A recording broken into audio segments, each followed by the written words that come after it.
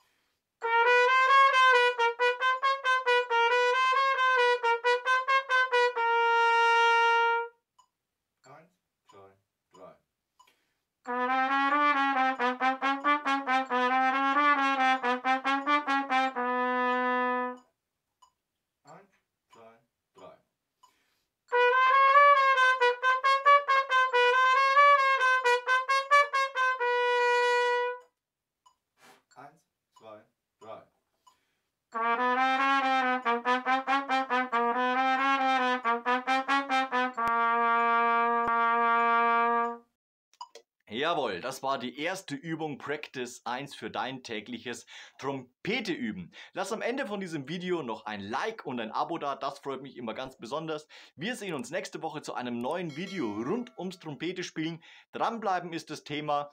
Bis dahin, ciao, euer Nico.